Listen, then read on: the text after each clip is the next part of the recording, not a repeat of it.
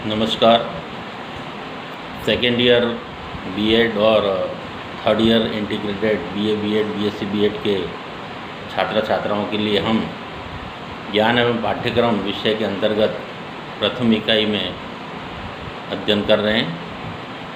कल हमने स्थानीय ज्ञान नामक बिंदु पर चर्चा करते हुए उसका अर्थ, विशेषताएं और महत्व पर विस्तृत रूप से विचार विमर्श किया। आज इसी का दूसरा भाग, जिसे हम वैश्विक ज्ञान कहते हैं, ग्लोबल नॉलेज, इस बिंदु पर विस्तृत रूप से चर्चा करेंगे। प्रिय विद्यार्थियों, कल हमने स्थानीय ज्ञान की चर्चा करते समय यह समझने का प्रयास किया था कि यह किसी सीमित स्थान विशेष की जानकारी से युक्त होता है, स्थानीय ज्ञान, तथा वैश्विक ज्ञान का आधार होता है। ये कल हमने स्थानीय ज्ञान की चर्चा करते समय बताया था। अगर हम वैश्विक ज्ञान, जिसको हम ग्लोबल नॉलेज कहते हैं, इसकी बात करें तो ये ज्ञान सीमित क्षेत्र को छोड़कर अन्य भौगोलिक क्षेत्र में स्थान विशेष का अवलोकन करने के पश्चात किसी व्यक्ति विशेष को प्राप्त होता है। अर्थात इस स्थानीय क्षेत्र को छोड़कर वैश्विक स्तर पर या वैश्विक स्तर पर जो भौगोलिक क्षेत्र हैं विश्व के किसी कोने में, उस स्थान का अगर हम अवलोकन करें और उसके पश्चात हमको जो ज्ञान प्राप्त होता है किसी व्यक्ति विशेष को, तो उसको हम वैश्विक ज्ञान कह सकते हैं। वैश्विक ज्ञान राष्ट्रीय और अंतर्राष्ट्रीय सूचनाओं पर आधारित होता है, क्योंकि ये पूरे विश्व का ज्ञान है, किसी स्थान और क्षेत्र विशेष का ज्ञान नहीं होता। तो इसका जो फैलाव है वो संपूर्ण विश्व है। विश्व के किसी भी कोने में हम अवलोकन करें, उस ज्ञान को प्राप्त करें, तो इसमें राष्ट्रीय और अंतर्राष्ट्रीय सूचनाओं का संकलन होता है, उस पर आधारित होता है। ऐसे ज्ञान का प्रयोग व्यक्ति सभी स्थानों पर एवं किसी भी परिप्रेक्ष्य में कर सकता है। मतलब वैश्विक ज्ञान को प्राप्त करके व्यक्ति विश्व के किसी में जाए और वहाँ पर उस ज्ञान का वो उपयोग कर सकता है, किसी भी परिप्रेक्ष्य में वो कर सकता है, क्योंकि इस ज्ञान की विश्वसनीयता अधिक होती है। क्योंकि जो स्थानीय ज्ञान होता है वो कम विश्वसनीय होता है।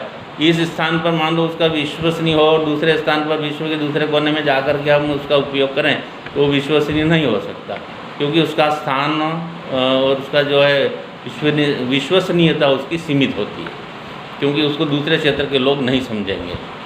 वैश्विक ज्ञान जो होता है उसकी विश्वसनीयता अधिक होती है। वैश्विक ज्ञान के अंतर्गत विश्व स्तर की जितनी भी समस्याएं हैं, विश्व स्तरीय जो मुद्दे हैं, पारिस्थितिकी तंत्र है विश्व स्तर का, सांस्कृतिक परिवेश है, आर्थिक परिवेश है, राजनीतिक परिवेश है, और जितने भी प्रौद्योगिकी है, टेक्नोलॉजी नई नई जो है, उससे लोगों में किसी भी तथ्य को देखने व समझने का एक अलग दृष्टिकोण विकसित होता है।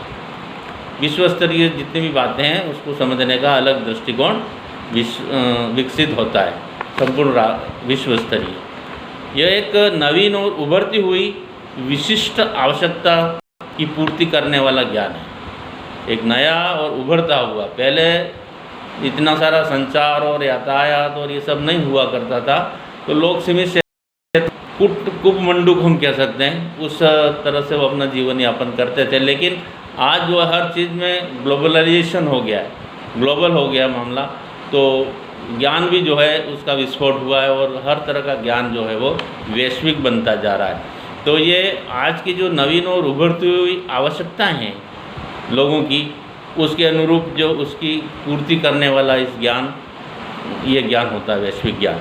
इसका प्रयोग औपचारिक शिक्षा और अनौपचारिक शिक्षा दोनों तरह की शिक्षाओं में किया जा सकता है और सफलतापूर्वक किया जा सकता है। दोनों शिक्षाओं में इसका उपयोग होता है। विचारों के एकत्रीकरण और विषय की पूर्णता के लिए वैश्विक ज्ञान जो है वो आवश्यक होता है। विषय की पूर्णता के लिए। स्थानीय ज्ञान जो है आधा अधूरा होता था, विषय की उसमें पूर्णता नहीं होती थी, लेकिन इसमें विषय की पूर्णता होती है और वह फैलाव उसका अधिक होता है। वैश्विक ज्ञान में विषय की पूर्णता होती है, इसी से विषयगत विकास की संभावनाएं बढ़ जाती हैं। विषयगत उस सब्जेक्ट की जो है विकास की संभावनाएं और अधिक बढ़ जाती है। यह ज्ञान वैज्ञानिक शोधों का परिणाम होता है। बिना वैज्ञानिक अनुसंधान किए, बिना वैज्ञानिक जो है शोधों के ये ज्ञान संभव नहीं होता। तो एक विश्वसनीय और वैध ज्ञान इसको हम कह सकते हैं। इस तरह से हमने वैश्विक ज्ञान के अर्थ को समझने का प्रयास किया। संक्षिप्त में हम आगे इसकी विशेषताओं के बारे में थोड़ी चर्चा कर लेते हैं। तो विशेषताओं की अगर हम चर्चा करें तो पहली विशेषता होगी इसकी स्थानीय सीमा से बाहर किसी क्षेत्र विशेष के अवलोकन में वैश्विक ज्ञान होता है। स्थानीय सीमा से बाहर हम निकले, कुएं से बाहर निकल करके हम समुद्र में पहुँचे। वैश्विक ज्ञान समुद्र की तरह है और स्थानीय ज्ञान है वो कुएं की तरह होता है। तो स्थानीय सीमा से बाहर किसी क्षेत्र विशेष का हम अवलोकन करें तो उस प्राप्त ज्ञान को वैश्विक ज्ञान कहते हैं। दूसरी बात है इसमें वैश्विक ज्ञान में नए तथ्यों और सूचनाओं की जानकारी मिलती है। नए नए तथ्य, नए नए सूचनाएं हमको प्राप्त होती हैं जो सार्वभौमिक होती हैं। विश्व के तरह तरह कोने कोने में उसको समझा जा सकता है। विश्व स्तर का विकास इसी से संभव है। वैश्विक विकास जिसको हम कहते हैं इंटरनेशनल डेवलपमेंट, वो इसी ज्ञान के आधार पर हो सकता है।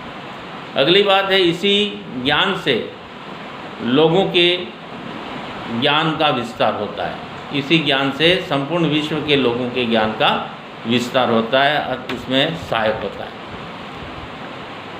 विशेषताओं की अगर बात करें तो अगली विशेषता है इसकी सामाजिक संरचना, पारिस्थितिकी, संस्कृति आदि में भिन्नता होने पर भी वैश्विक ज्ञान सभी के लिए समान रूप से प्राप्त होता है। जैसे विश्व में की भौगोलिक स्थितियाँ, सांस्कृतिक स्थितियाँ है ना, सामाजिक संरचनाएं, विश्व के कोने कोने में, देश के देश को अलग अलग देशों में अलग अलग तरह की होती हैं, वहाँ समानता संभव नहीं है। लेकिन इतनी सारी विभिन्नताएं होते हुए भी, इतने सारे विभेद होते हुए भी जो है वैश्विक ज्ञान होता सबके लिए सुलभ है, सबके लिए समान है और सब उसका आदर करते हैं, उसको समझते हैं। भिन्नता होने पर भी विश्व के कोने कोने में ये समान रूप से पढ़ा जा सकता है, समझा जा सकता है। इस ज्ञान का हस्तांतरण संभव है। वैश्विक ज्ञान एक देश से के लोगों से दूसरे देश के लोगों में ये हस्तांतरित होता है। ये हस्तांतरण करने के कई ऐसे आधुनिक साधन भी हो गए हैं। देश विदेश से संबंध स्थापित होते हैं। एक देश का दूसरे देश से इस ज्ञान के आधार पर जो संबंध स्थापित होता है, क्योंकि ग्लोबल हो गया मामला। आधुनिक समय जो है मशीनी युग कहलाता है, मशीनों का युग है। तो इस युग में इस ज्ञान की महत्ता बहुत अधिक बढ़ गई है। वैश्विक ज्ञान की महत्ता बहुत अधिक बढ़ गई है। तो विशेषताओं के बाद हम थोड़ा सा इसके महत्व को समेट करके अपन इस बात को समाप्त करेंगे। महत्व के बारे में अगर बात करें तो यह विश्व स्तर का मानक ज्ञान है, स्टैंडर्ड नॉलेज।